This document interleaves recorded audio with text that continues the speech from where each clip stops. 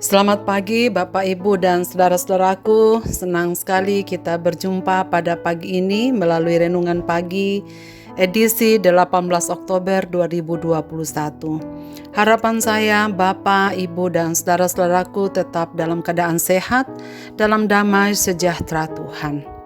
Bacaan kita pada pagi ini dari Kejadian pasal 40 ayat 7 dan 8 demikian. Lalu ia bertanya kepada pegawai-pegawai istana Firaun yang ditahan bersama-sama dengan dia dalam rumah tuannya itu, "Mengapakah hari ini mukamu semuram itu?" Jawab mereka kepadanya, "Kami bermimpi, tetapi tidak ada orang yang dapat mengartikannya." Lalu kata Yusuf kepada mereka, "Bukankah Allah yang menerangkan arti mimpi? Ceritakanlah kiranya mimpimu itu kepadaku." Dalam tangan Allah. Di manakah kita ketahui karakter asli seseorang? Bukan ketika sedang berada dalam situasi yang aman dan baik-baik saja. Bukan pada saat semua terjadi sesuai dengan rencana atau yang dikehendaki. Tetapi keaslian karakter seseorang justru akan nyata ketika ia berada dalam situasi yang terjepit, dalam situasi yang ia tidak ingini. Pada umumnya, orang yang berada dalam situasi yang ia tak sukai cenderung akan menghabiskan energinya untuk memikirkan diri sendiri dan masalah yang melilitnya. Ia akan menghimpun kekuatan bagi diri sendiri untuk dapat melewati masa-masa sulitnya. Bahkan ia akan berjuang bagaimana ia bisa keluar dari permasalahan yang sedang dihadapi. Namun tidak demikian dengan Yusuf. Ia berada pada masa sulit bukan karena kesalahannya, tetapi karena ia menjadi korban fitnah.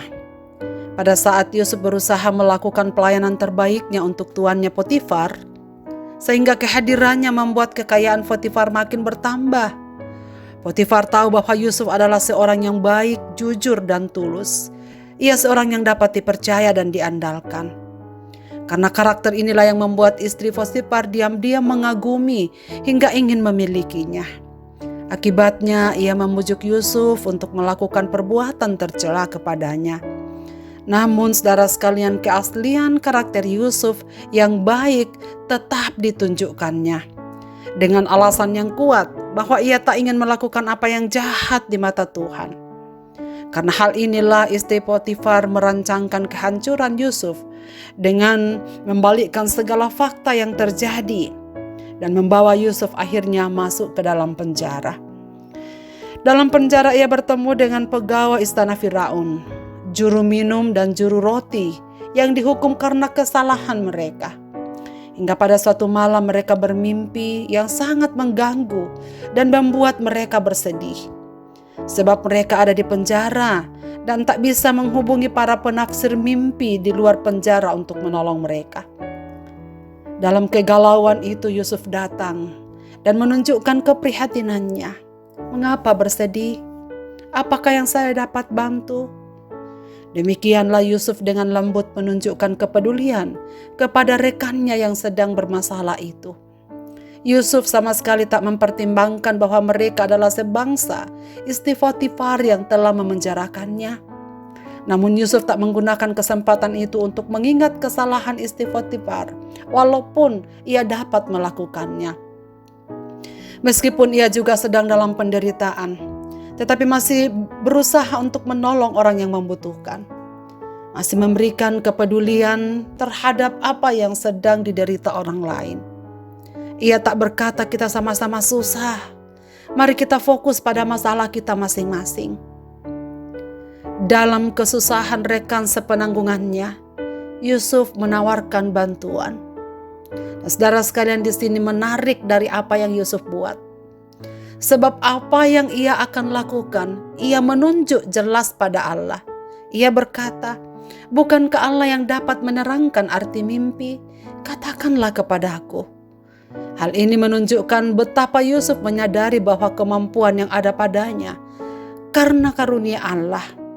Karena itu ia tak mengklaim bahwa saya dapat melakukannya, saya mampu menolongmu. Tetapi jelas ia berkata Allah yang dapat melakukannya. Yusuf tak menonjolkan diri dan mengakui kelebihan itu sebagai miliknya. Ia sadar bahwa apa yang dapat ia lakukan semua karena anugerah Allah yang memberikannya dan yang melakukannya bagi Yusuf. Saudara-saudaraku, dapatkah kita berkata bahwa semua pekerjaan, semua kemampuan yang dapat kita lakukan adalah karena Tuhan? Jika kita sedang ada pada posisi sekarang, dapatkah kita percaya dan mengatakan karena Allah yang memberikannya? Bukan karena keunggulan diri atau karena kemampuan kita. Dapatkah kita seperti Yusuf, walaupun dalam kesulitan, masih bisa menolong orang lain dengan kemampuan yang ada padanya? Saudara-saudaraku, apapun keadaan kita sekarang, percayalah Allah dapat menolong dan melakukannya bagi kita. Serahkanlah semua ke dalam tangan Allah. Biarkanlah Dia bertindak yang terbaik untuk kita. Bagian kita adalah senantiasa menyenangkan Tuhan dalam segala situasi hidup kita. Saudara sekalian, dalam situasi yang sulit sekalipun, tetaplah memilih untuk taat. Tetaplah memilih untuk hormat dan bersandar pada Tuhan. Karena kita percaya bahwa orang yang hidup di dalam tangan Tuhan, Allah selalu punya cara untuk memberikan pertolongan kepadanya. Marilah kita berdoa. Bapa kami di sorga, kami bersyukur pagi ini telah mendengar firman-Mu. Kami memuliakan nama-Mu sebab Engkau Bapa yang sangat mengasihi kami. Kami bersyukur karena Engkau Allah yang hadir dalam setiap situasi hidup kami anak-anak-Mu. Ajarlah kami untuk terus taat kepadamu, meski apa yang kami hadapi tidak selalu sama seperti yang kami harapkan. Berilah kepada kami kepekaan untuk menggunakan kemampuan yang Engkau berikan pada kami untuk menolong sesama kami yang membutuhkannya. Karena kami percaya ya Bapa, bahwa sesungguhnya apa yang kami dapat lakukan itu semua karena anugerah-Mu kepada kami. Terima kasih ya Tuhan untuk semua hal yang Tuhan sudah anugerahkan dalam kehidupan kami. Kepadamu ya Tuhan kami serahkan semua saudara-saudara, kekasih-kekasih pendengar renungan pagi, dimanapun mereka berada pagi ini. Kiranya Engkau hadir dalam kehidupan mereka ya Bapa, apapun yang sedang mereka gumuli sekarang ini. Kiranya Tuhan terus menguatkan dan menghiburkan mereka, bahwa Engkau ada menemani mereka dalam setiap pergumulan kehidupan mereka, dalam pekerjaan, dalam kesibukan, dalam menunaikan semua tugas dan tanggung jawab kami masing-masing, baik di rumah ataupun di luar rumah, dalam pekerjaan kami dan apapun yang Tuhan percayakan pada kami. Biarlah kami selalu menyadari bahwa Engkau ada untuk kami. Di dalam nama Yesus Kristus Tuhan kami datang kepadamu ya Tuhan. Amin.